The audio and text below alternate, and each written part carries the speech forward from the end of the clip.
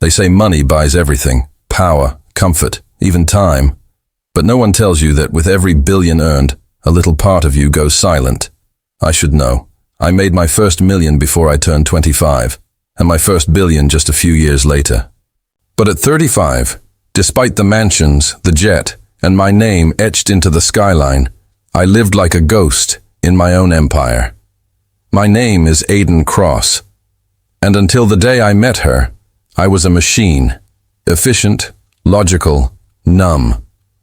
The day it all started was just another cold Tuesday in my glass-walled office overlooking Manhattan. I had a board meeting in an hour, an acquisition on hold, and a legal bombshell sitting on my mahogany desk. A folder marked in red, Final Will of George Cross. My grandfather, the man who had raised me after my parents' death, had passed 2 weeks ago. I had barely cried. He was a tough man, never given to soft emotions, but he taught me how to build from ashes. I owed him everything. Inside the folder was one condition, a clause that made my lawyer's voice tremble as he read it aloud. To inherit the Cross family trust and holdings, my grandson must be married, and appear at my memorial gala with his wife on his arm, one day. Publicly. No exceptions. I laughed at first. Is this a joke? It's legally binding, said my lawyer. He amended the clause last year. And just like that, one of the wealthiest men on earth was now wife hunting, not for love, not for forever, just for one day. I asked my assistant, Evan, to start looking, not for an actress, too risky, not for an escort, too scandalous. I needed someone believable, someone ordinary, quiet, invisible. 3 days later, Evan walked into my office with a file, slim, brown envelope, no glamour shot inside, just a worn photograph of a woman sitting by a hospital window, sketching the city on a notepad. Her name's Lena Rowe, he said. 27, no family. Well, there's no easy way to say this. She has stage 4 lymphoma. 1 month left, Max. I stared at the file. You're telling me to offer a dying woman money to pretend to be my wife? No, he said quietly. I'm saying she offered herself. She saw the ad. She doesn't want pity. She wants the money for something personal. She said she only needs one meeting. It felt grotesque. But something about the image of her, sitting alone and sketching beauty while knowing the end was near, it unnerved me. Set the meeting, I said. We met at a small cafe outside the hospital where she was being treated. She walked in like sunlight on marble, subtle but undeniable. Thin scarf over her hair, a sweater 2 sizes too big, and those eyes. Like they'd lived 1,000 years in silence. She didn't smile, but she looked me straight in the eyes. You're Aiden Cross, she said, sitting down. You want a fake wife. I need $50,000. Let's not waste each other's time. I was stunned by her bluntness. You don't want to know the conditions? I read the terms. 1 day, 1 gala, public appearance, pretend to be your wife. No strings, no promises, no medical talk. I disappear afterward. You get your inheritance, I get my wish. I tilted my head. Which is? To fund an art wing in the children's hospice downtown. It's where I stayed as a kid. They're about to close it due to funding. The hospital doesn't know I'm dying yet. I want to make the donation anonymously, while I can still see their faces when it happens.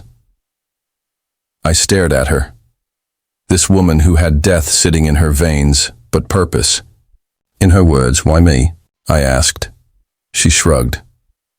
Because I don't have time for fairy tales, and you don't believe in them. She wasn't wrong. We signed the contract the next morning. My team prepared everything, the outfit, the script, the backstory of how we'd met abroad. And still, something felt off. I couldn't stop thinking about her, her quiet grace. The way she spoke about dying, not with bitterness, but with urgency. Like she wasn't afraid of death, just of leaving nothing behind. That night, I sat alone in my penthouse with her photo on the table. No makeup, no filter. Just a girl with a month to live who chose to help kids smile instead of crying for her fate.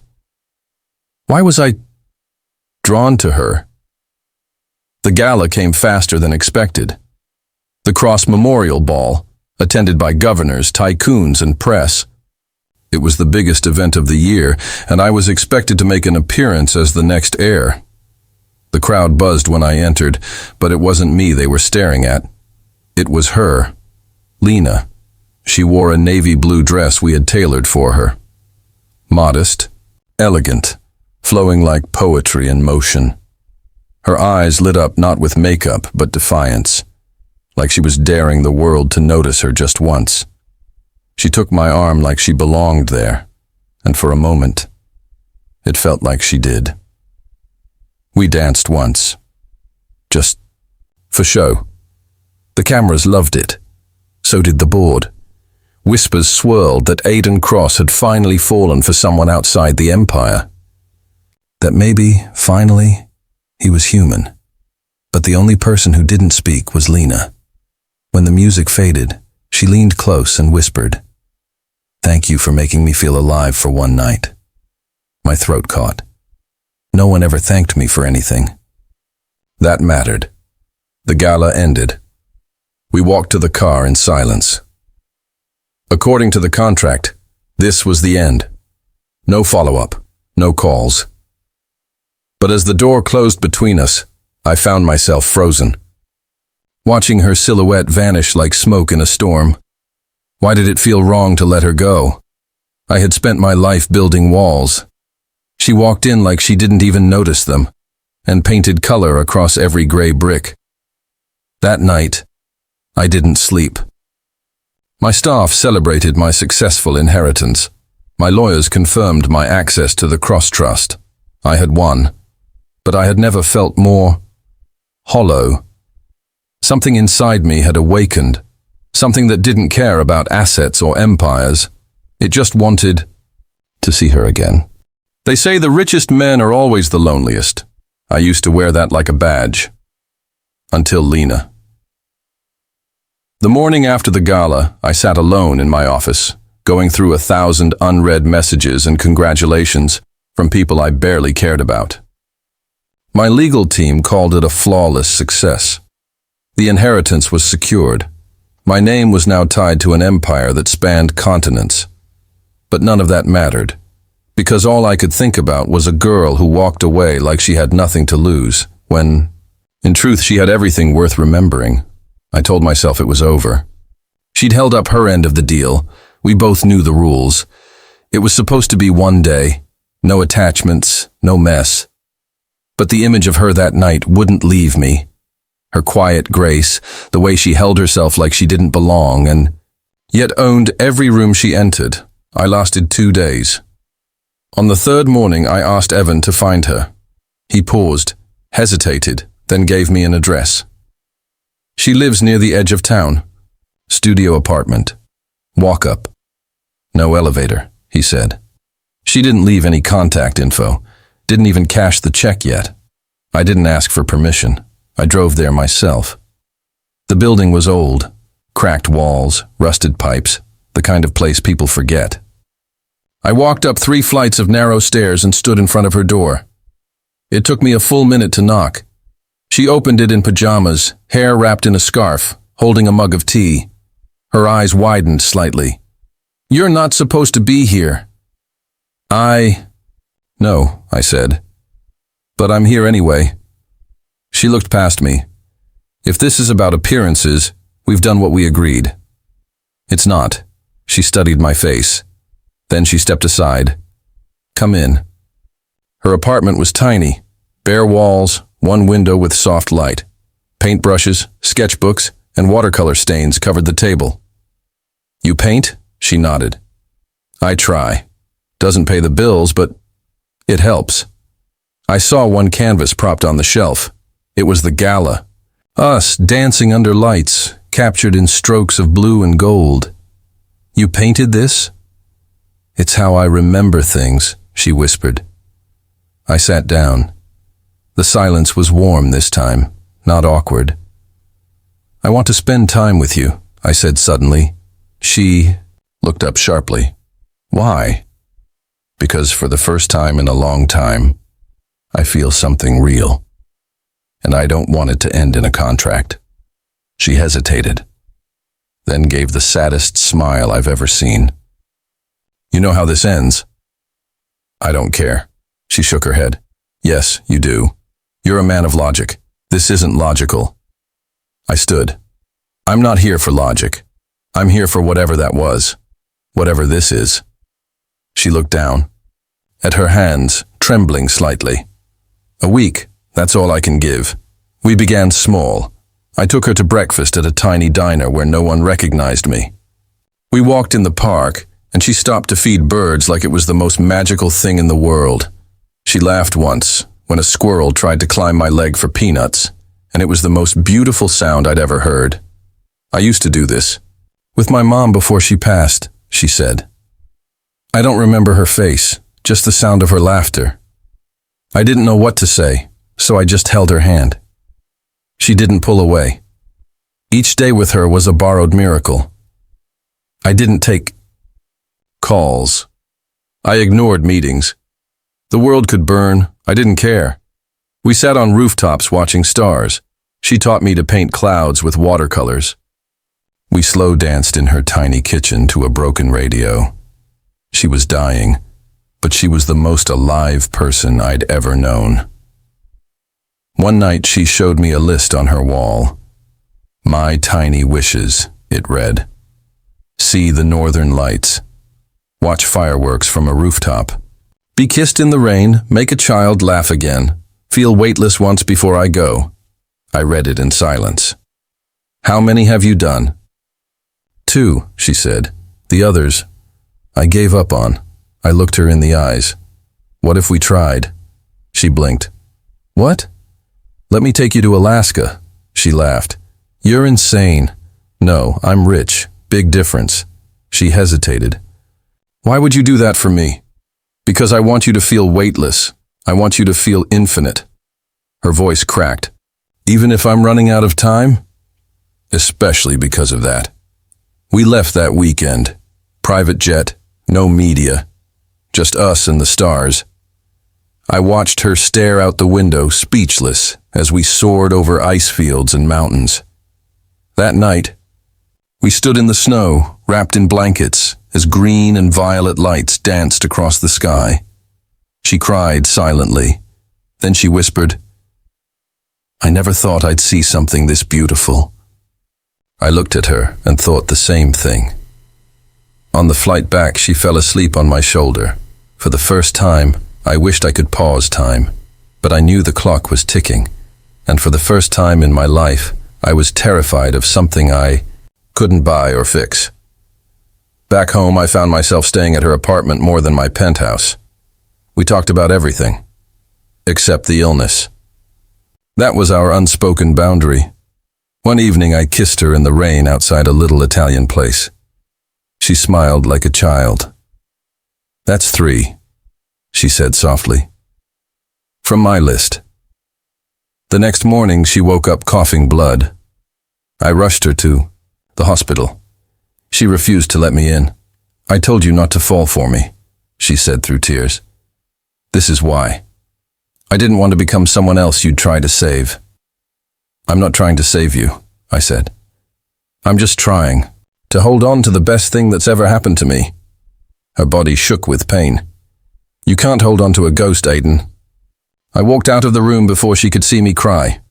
I spent the night outside her door, silent, broken. The next morning, the doctor came. She's declining fast, he said. She may have days, not weeks. I asked him quietly. If she had access to anything in the world, what could we give her? He said, time she can feel. I nodded. Then that's what I'll give her. Time became a thief. It didn't walk anymore. It sprinted. Lena had good days and terrible ones. Mornings where she laughed like a teenager, and nights where she clutched her chest in silent agony, trying not to cry out in front of me. But I Saw it all. She didn't want pity. She wanted presence. So I gave her everything. I cleared my schedule for a month. My board was furious. My partners thought I was spiraling. They didn't understand. I wasn't losing focus. I was finally finding purpose. I moved into her apartment, slept on the floor next to her couch when the hospital bed was too much. I made her breakfast when she could eat. On better days, I'd wheel her out onto the rooftop where we watched. Clouds drift and made up stories about their shapes. She'd say, "That one looks like a lion eating a birthday cake." I'd reply, "Well, then the next one's definitely his accountant trying to stop him."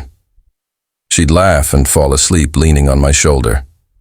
I started going through her tiny wishes list again. One of them simply read, "Make a child, laugh again." I arranged for us to visit a children's cancer ward. She painted with them, told them stories, and wore a red clown nose I brought. She made every child in the room smile, including one boy who hadn't laughed in weeks. On our way out, she whispered, "That was the best day of my life." I squeezed her hand and thought, no, mine too. The next wish said, "Feel weightless once before I go." I chartered a zero-gravity flight. She was too weak to stand, so I asked the technicians for a custom harness. They wrapped her safely, and I held her as the plane began to rise. The moment the cabin hit zero gravity, her eyes widened like she was flying through heaven. Her scarf floated. Her fingers danced. She was free, if only for 20 seconds. When we landed, she sobbed in my arms. "You did it," she whispered. "You gave me a piece of eternity." But I could see it, her light dimming. She'd get more tired by the day. Breathing became hard. Her smile, still there, started hiding the pain. The doctor gave it a week. I didn't tell her. Instead, I planned one final gift.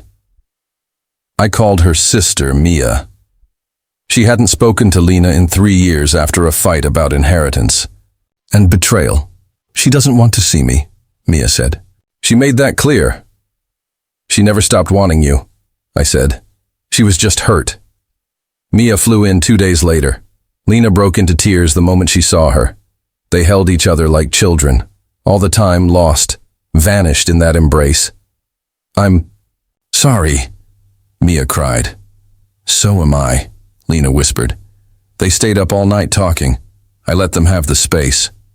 That night, Lena fell asleep in my arms and said, "You gave me everything I didn't know I needed." Her birthday was the next day. I filled the rooftop with lights, candles, music. Everyone came. Mia, the children from the hospital, my team, her old painting teacher, even the barista who used to serve her morning coffee. She wore a soft blue dress and looked like she belonged in the sky. I held her hand as everyone sang.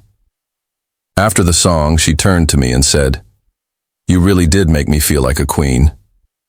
"You are one," I said. Then I did something I never thought I'd do again. I got on one knee. There were gasps, a few murmurs. I didn't care.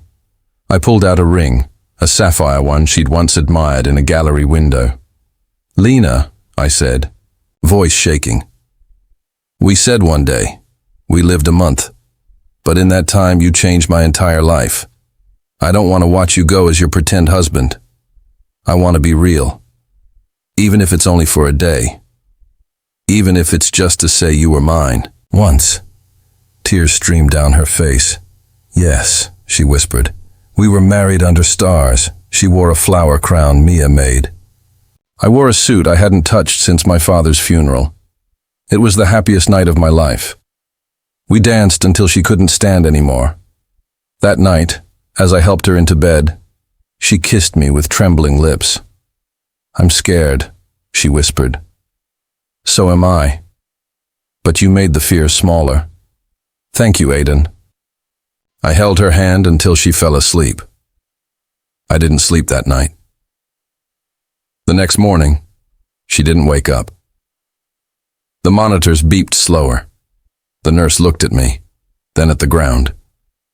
I climbed into bed beside her, pulled her close, and whispered the words I'd never said to anyone. "I love you, Lena. I always will." And I felt her chest rise once more. then never again. I didn't cry at the funeral. I couldn't. Her favorite painting, the one of us dancing at the gala, was placed beside her. She wore the ring I gave her. They buried her on a hill near the park where we first fed the birds. She always said that place made her feel alive. Weeks passed. I returned to my boardroom, to my glass office, to my cold, quiet penthouse. But something in me had changed. I didn't want to build empires anymore. Wanted to build meaning. I started a foundation in her name, the Tiny Wishes Project. We grant small, beautiful moments to terminal patients who think no one hears their dreams anymore. We help them feel alive before they say goodbye. And every time we fulfill a wish, I see her, I see Lena. One day, I stood on that same rooftop where we married. The wind brushed my face. I looked at the sky and whispered, "You gave me everything in a month that I couldn't find in a lifetime." And for a moment, I swear I felt her there.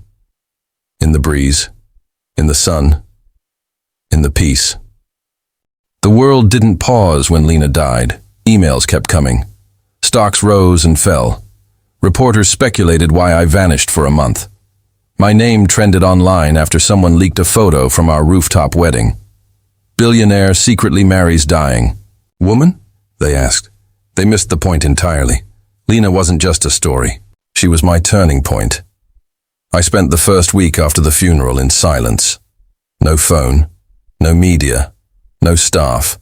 Just the hollow echo of her laughter in rooms that now felt colder. I wandered the halls of my penthouse and found the sticky note she once left on my fridge. Buy milk and maybe smile today?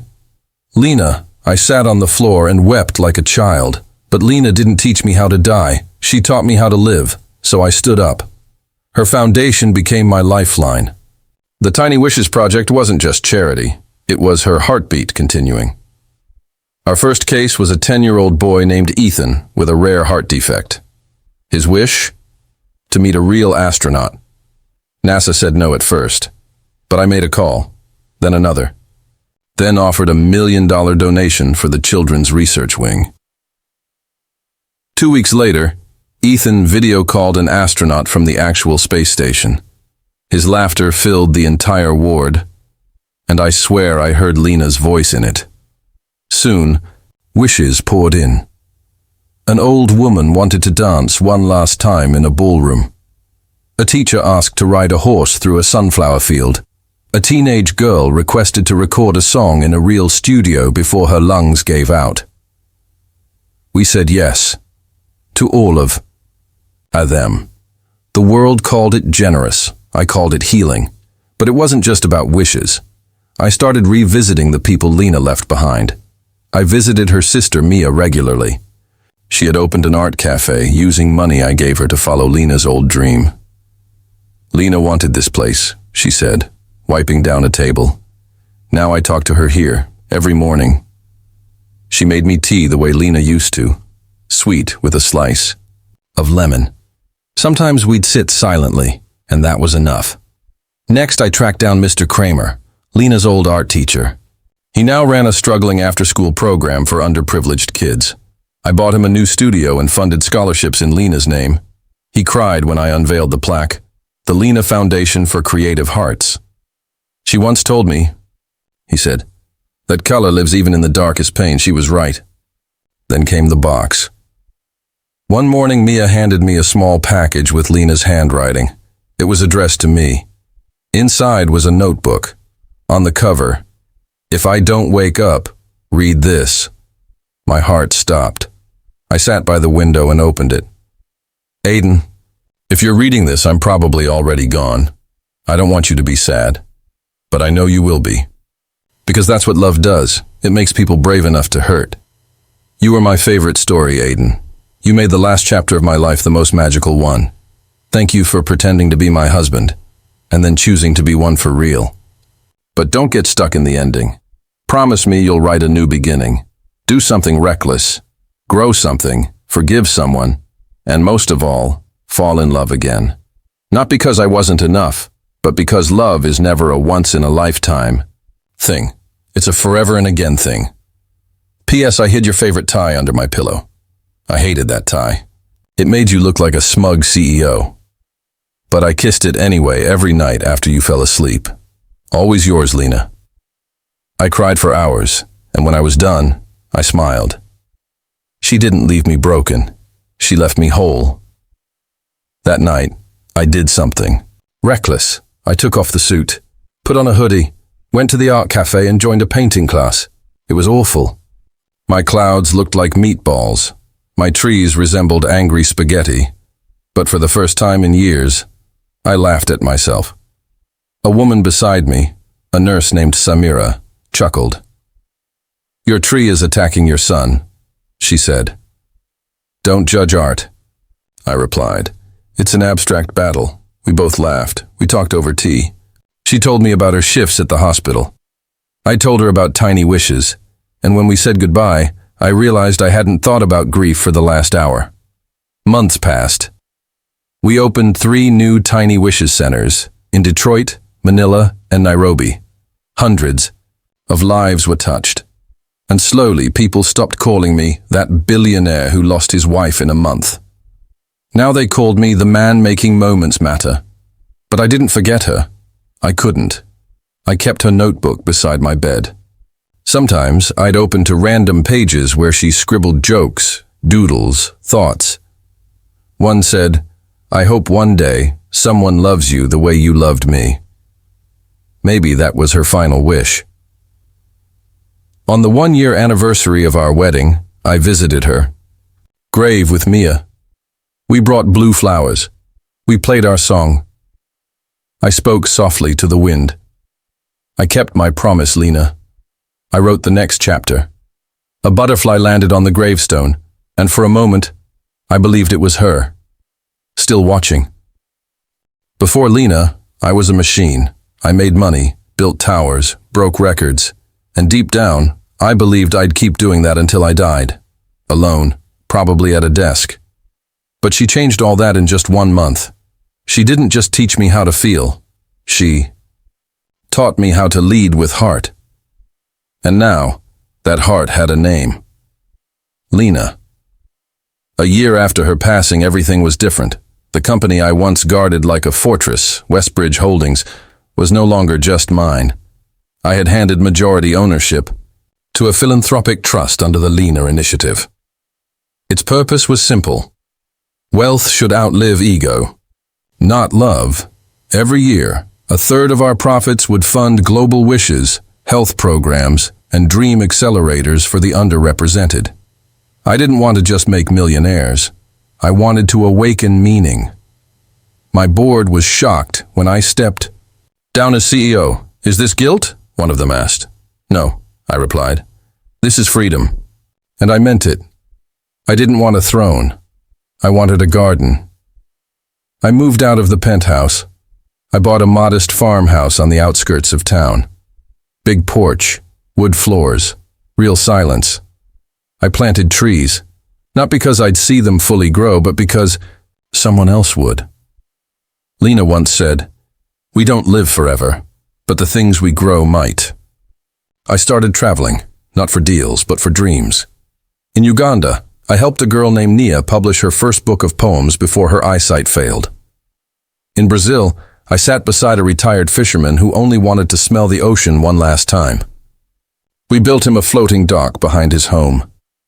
In India, I funded a rural hospital's music therapy room because a young violinist named Arjun whispered, "If I die, I want to die with a song."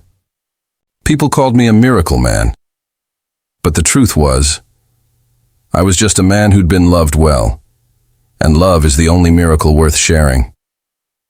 One night, as I stared at the stars on my porch, my phone buzzed. It was Samira, the nurse I met at the art cafe months ago.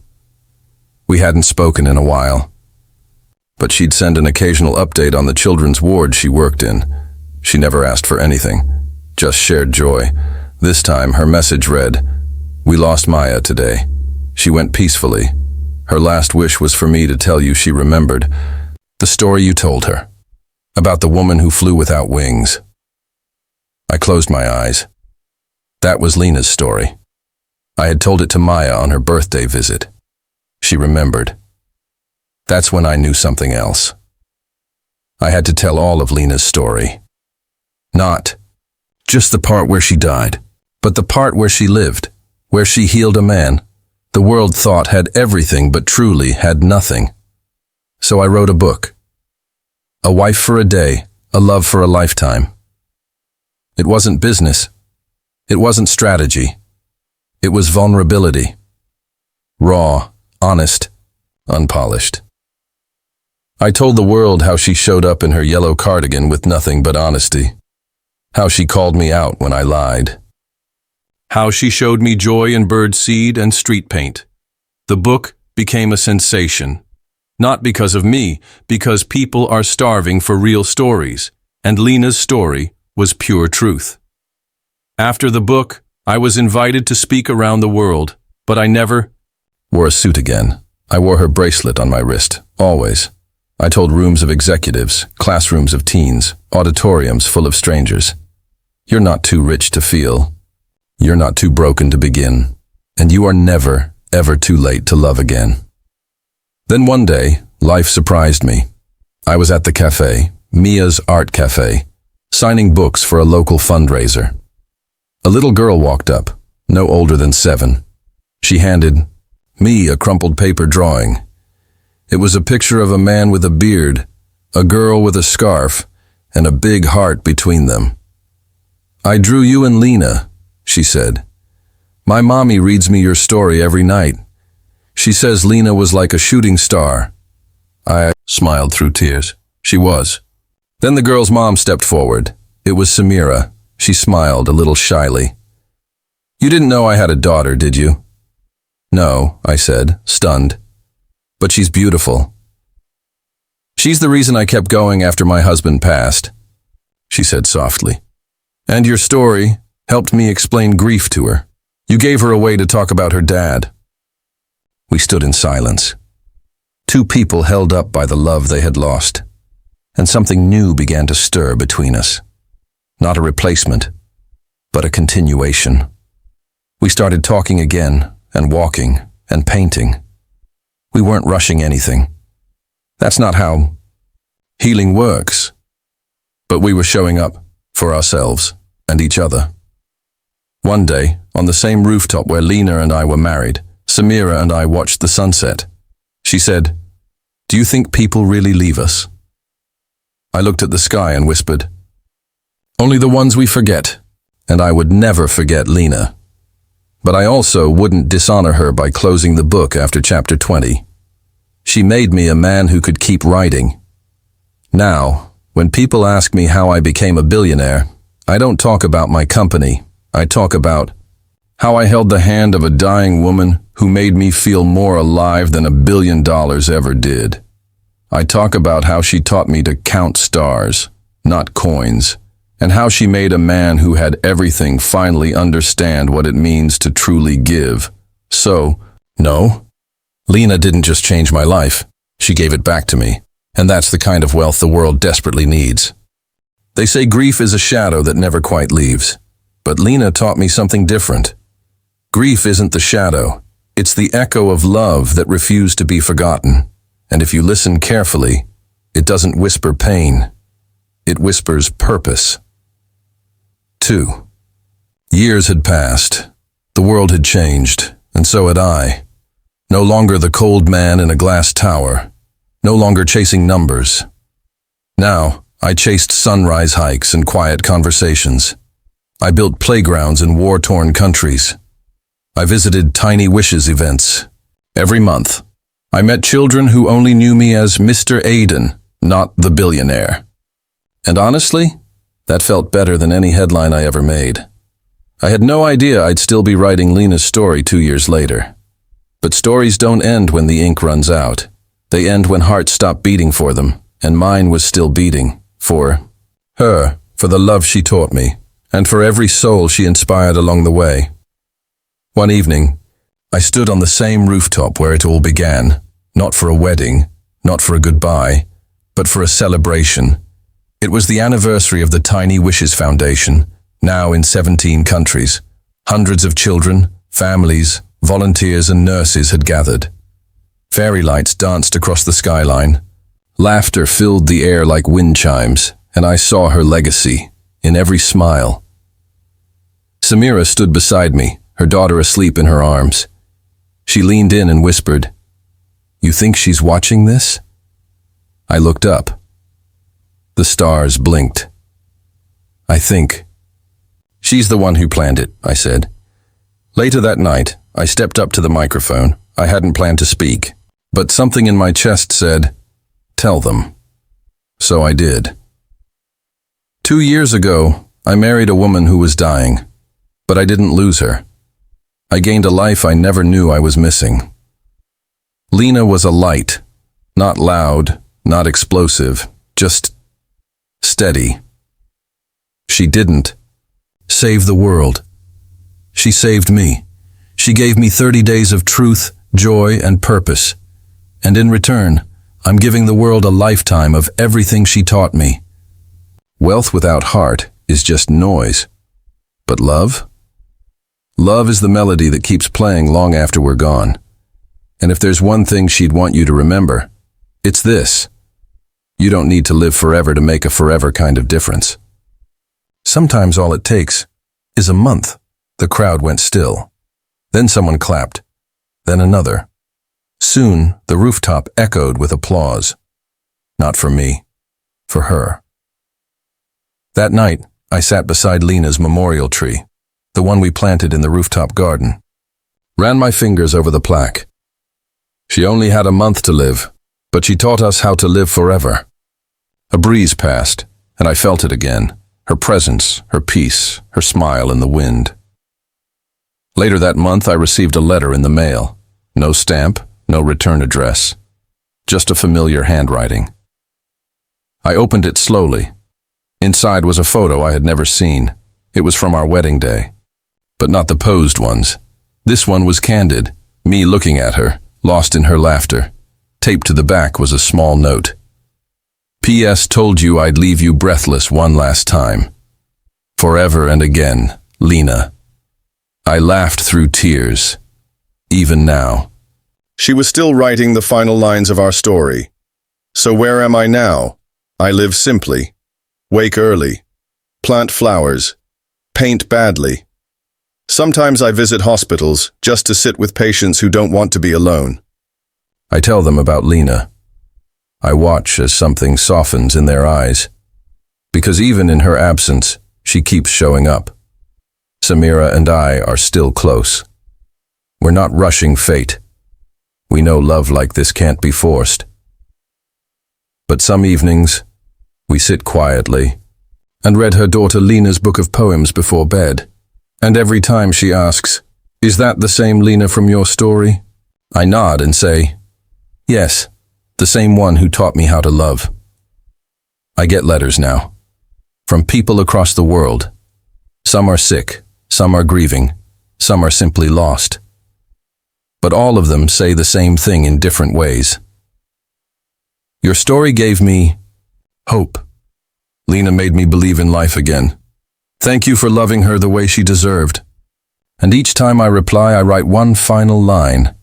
Love doesn't die. It transforms. And it shows up, again and again and again. This is not a story about a billionaire. It's not a story about death. It's a story about love that bloomed in impossible places. About a woman who had 30 days to live. And used them to change a life forever. About how wealth, when used with heart, can move mountains. Not just bank accounts. And about how one man learned that legacy isn't what you leave in your will. It's what you leave in someone's soul. So, if you're watching this, and you're hurting, if you're stuck, if you've lost someone, if you think it's too late to find meaning, let me tell you something Lena once told me. You're not running out of time. You're just starting your moment. Go find your moment. Make someone laugh. Start a wish. Hug a stranger. Forgive someone. Paint something awful. Live not because you have time, but because you have today. Because today is enough to change everything. And love is forever and again.